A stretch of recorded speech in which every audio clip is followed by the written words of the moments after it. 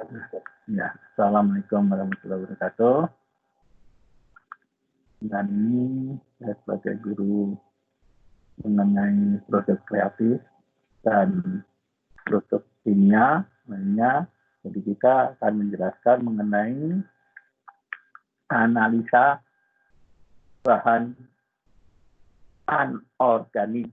Nah, yang dimaksud anorganik itu di sini dalam bahan kimia itu ada anorganik, ada organik. Jadi kalau anorganik itu kita harus tahu sifatnya atau karakteristiknya, bahwa anorganik adalah bahan yang pada umumnya ya hampir keseluruhannya kita analisa menggunakan metode satu diantaranya volumetri, gravimetri, kemudian menggunakan alat instrumen.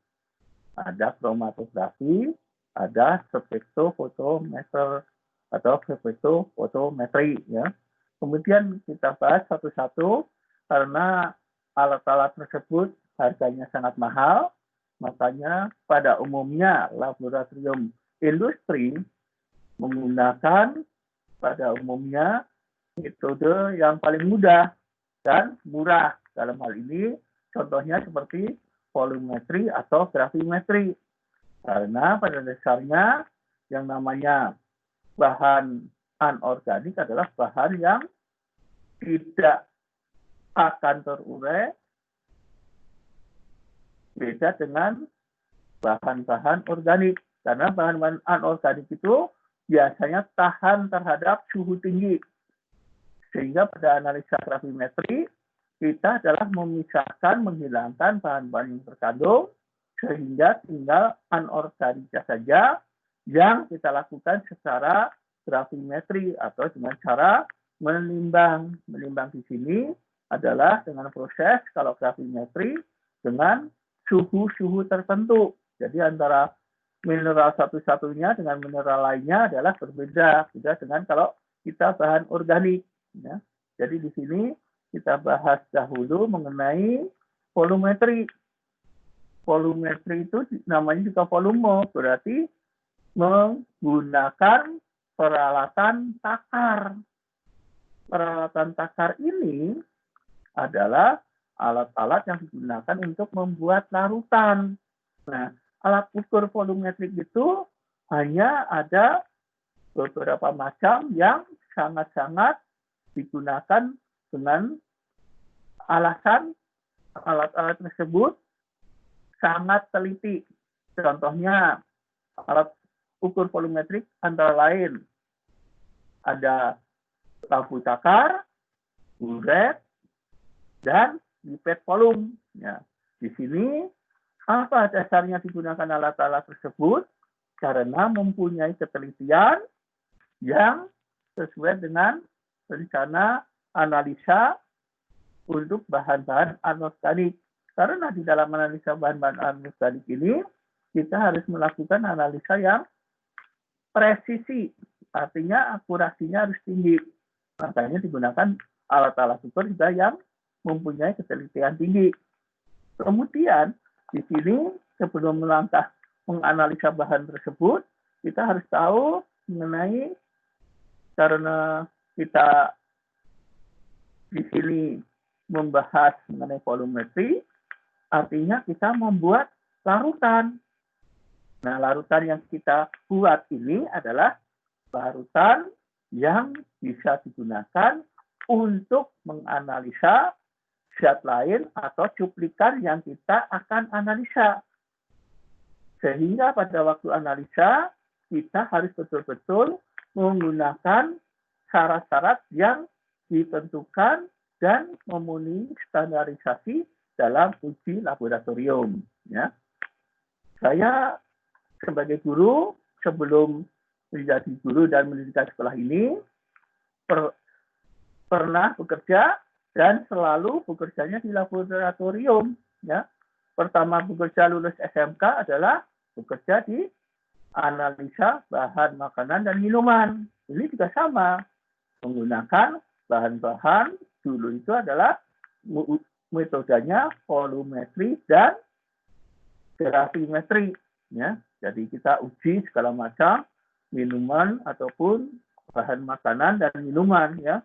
Termasuk diantaranya kalau sudah bahan makanan dan minuman itu selain ada aqua atau air mineral, kita uji mineralnya yang dibutuhkan dalam tubuh. Bagaimana cara ujinya? Semuanya menggunakan metode ini, ya.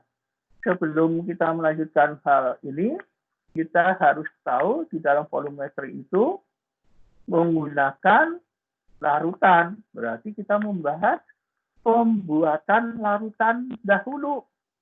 Larutan ini dibuat untuk menentukan, untuk digunakan, untuk menguji bahan-bahan yang akan diuji, sehingga prosesnya kalau kita di laboratorium uji, kita namanya proses sertifikasi. Jadi data uji ini nanti masuk dalam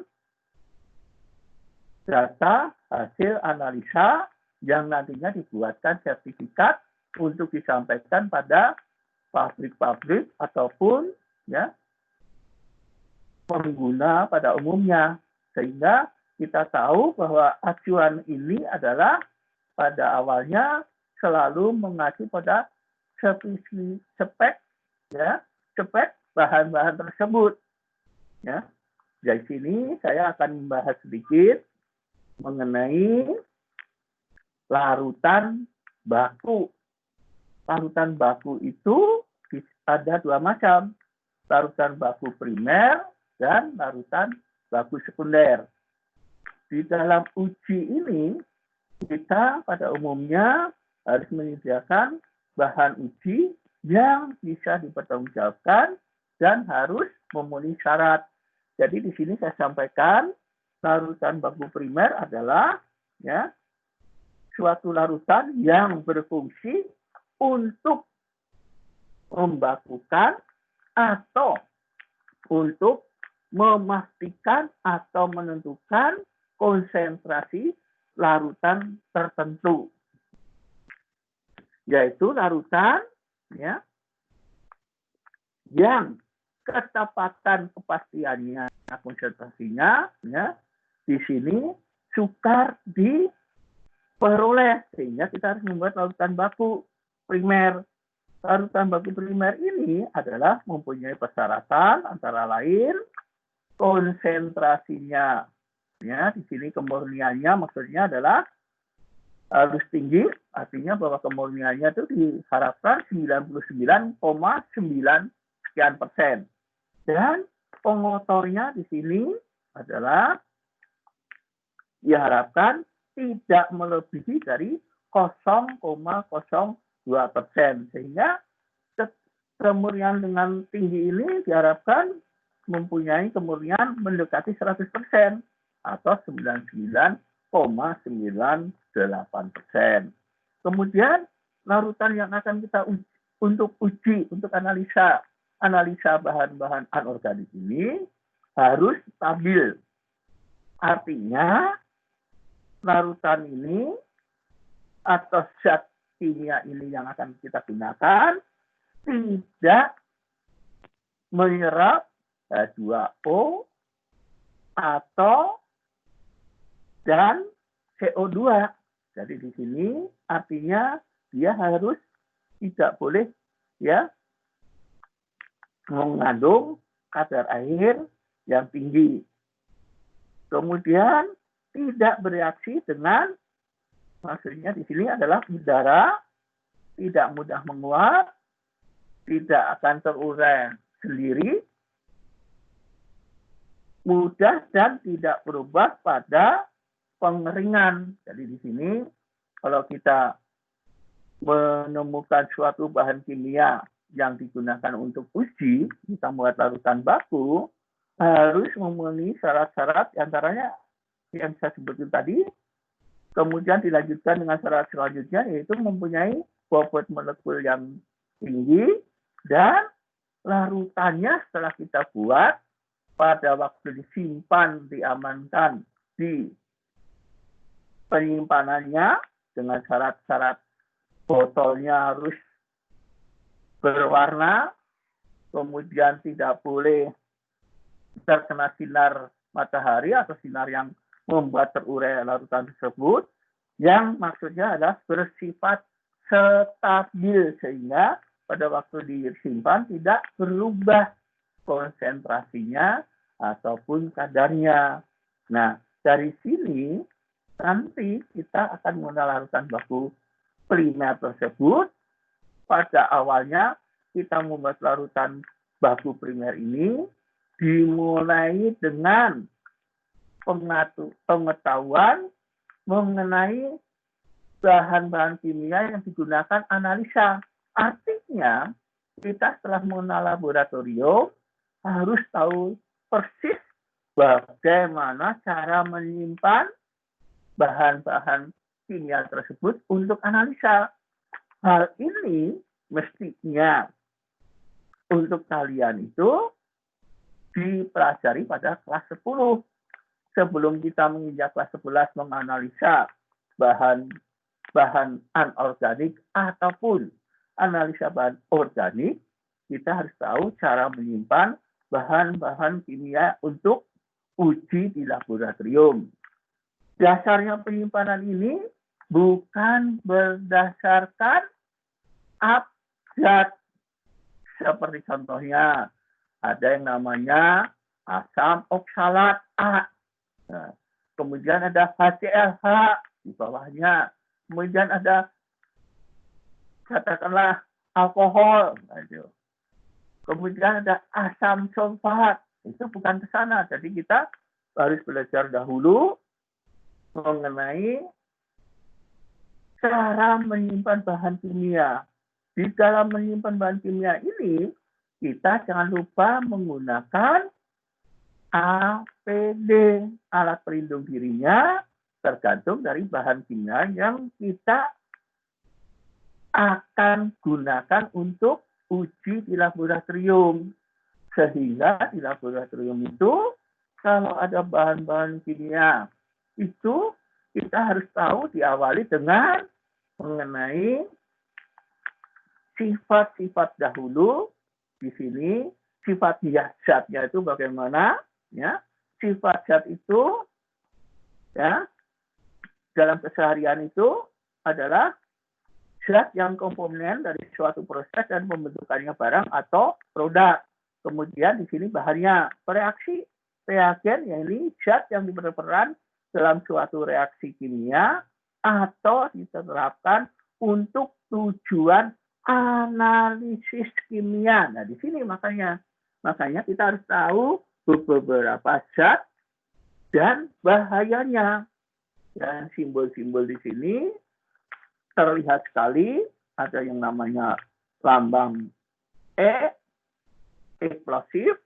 Eksplosif itu artinya bahan kimia bersifat dapat meledak. Kemudian lambang S di sini adalah flammable, ya, artinya di sini mudah menyala. Kemudian ada S+, ya, extremely, ya, flammable di sini adalah sangat mudah terbakar. Jadi penyimpanannya bukan berdasarkan abjad. Sehingga kalau kita membuat larutan untuk larutan baku ini, kita selalu melihat, belajar dahulu bagaimana kita mengerti mengenai laboratorium.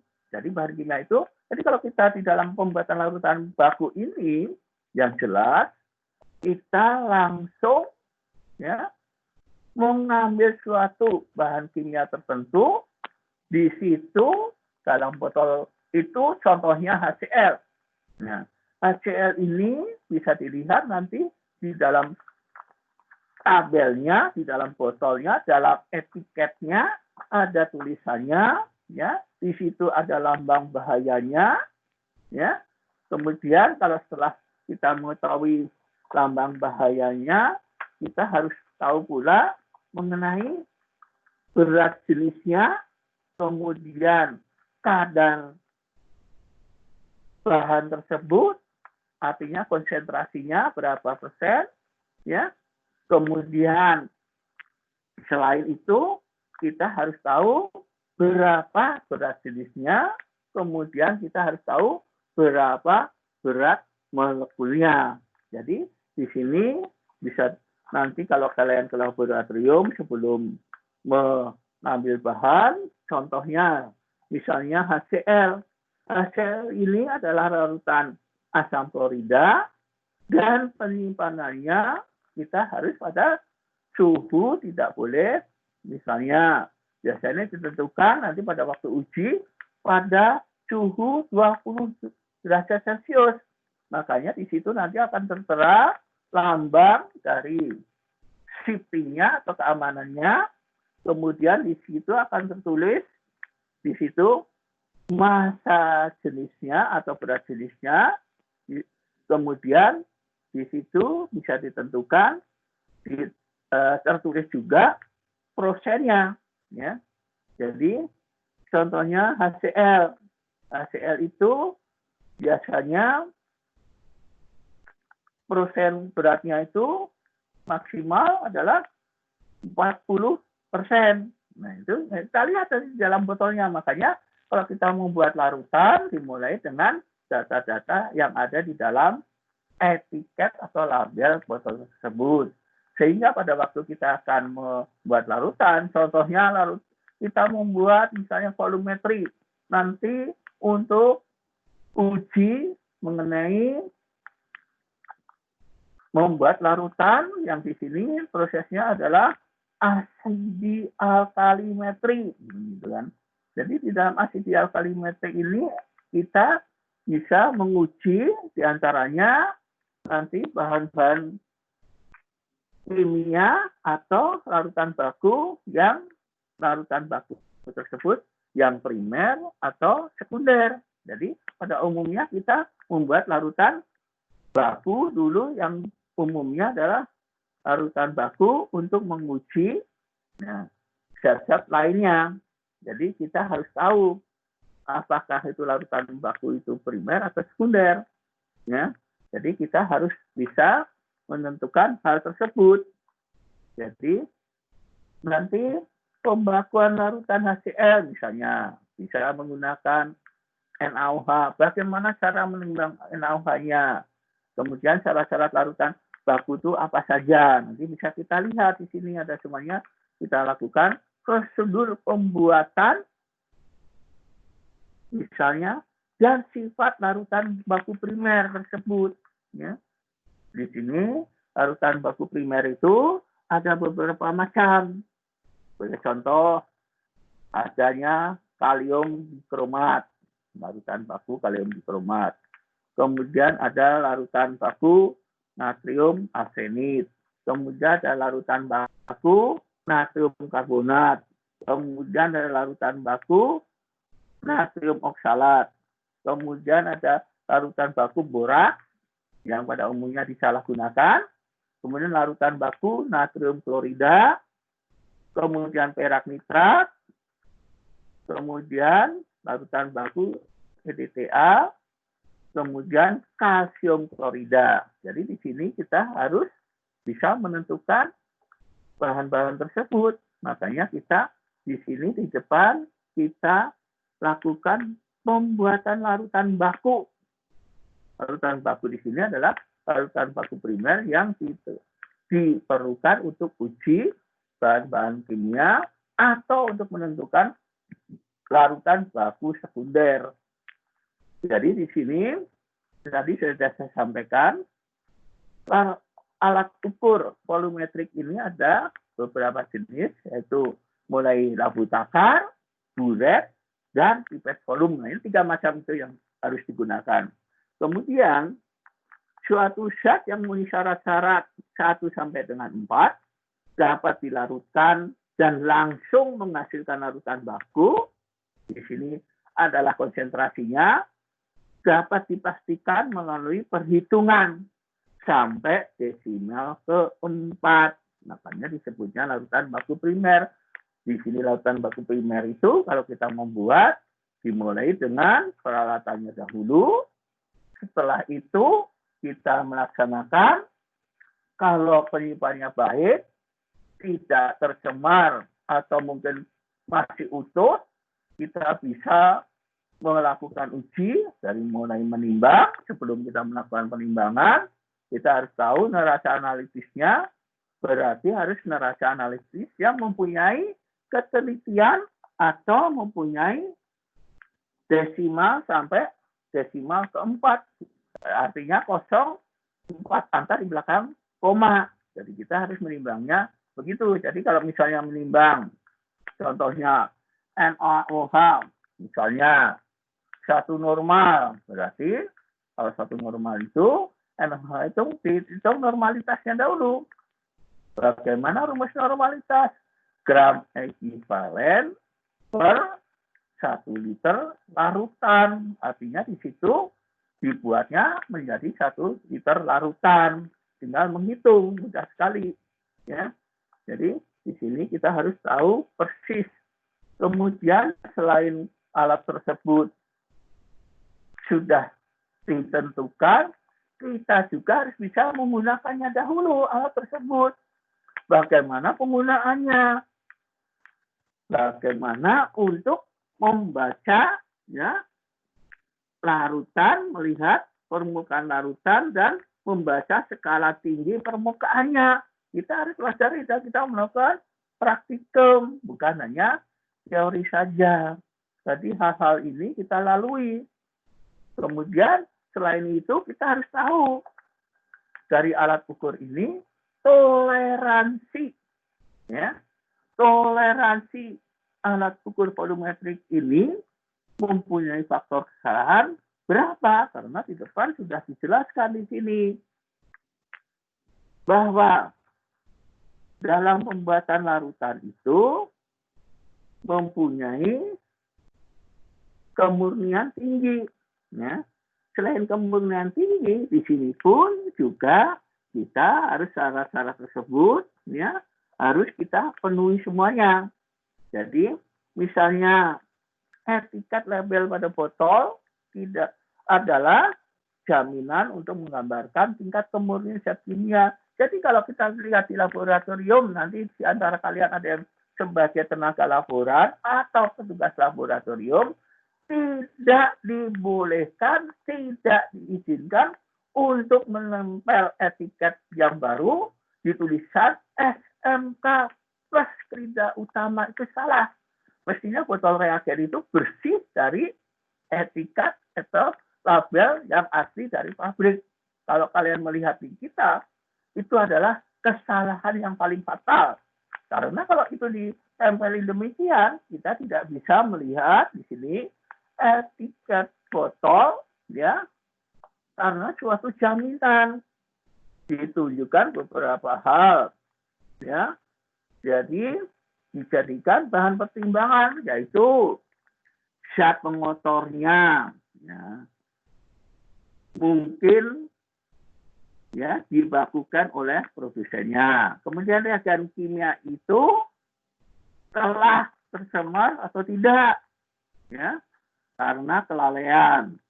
Misalnya kelalaian pada saat reagen digunakan di laboratorium, mulai membuka, menyimpan, ya.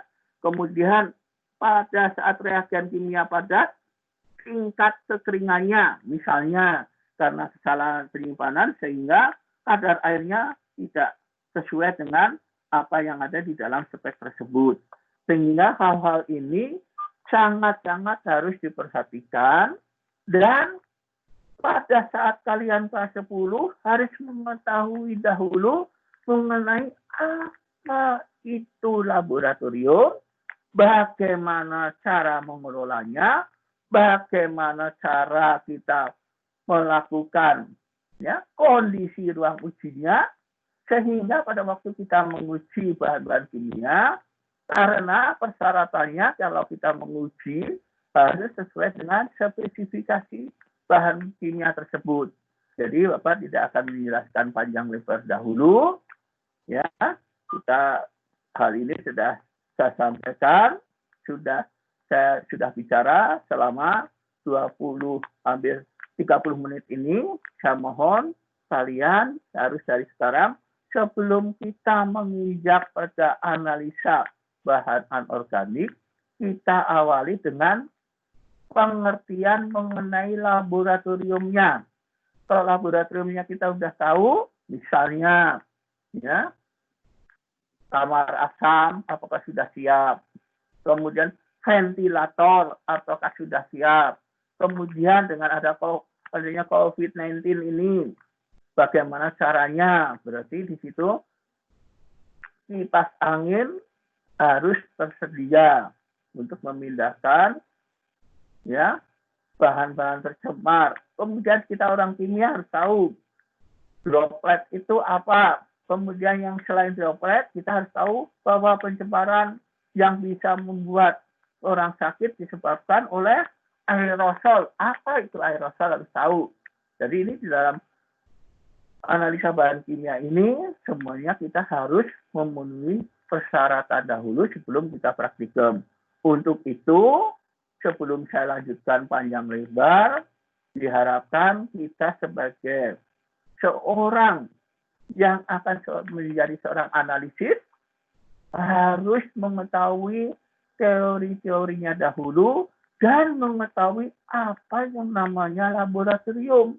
Dari mulai ruangannya, ventilatornya, kemudian alat-alat pengaman semuanya, APD-nya bagaimana, kemudian ada shower tidak, gimana kalau kita terjadi kebakaran, bagaimana kalau kita terjadi kecelakaan pada waktu membuat larutan baik bahan baku ataupun larutan lain yang akan kita gunakan untuk percobaan-percobaan. Jadi untuk itu sebelum kita menginjak pada analisa, kita harus tahu persiapannya dahulu. Demikian yang saya sampaikan untuk dimengerti dulu. Selanjutnya kita akan ketemu minggu nanti karena sesuai jadwalnya kita setelah dua kali pertemuan teori kita harus memberikan kuis. Jadi kuisnya di sini udah jelas sekali. Nanti kuisnya akan coba berikan, kalian harus bisa menyelesaikan. Demikian uraian awal kami pembukaan ini. Jadi untuk kedepannya mari kita sama-sama dimengerti dan yang tidak tahu nanti bisa kita kalian tanyakan. Wassalamualaikum warahmatullahi wabarakatuh. Terima kasih. Ya, ada. Ya.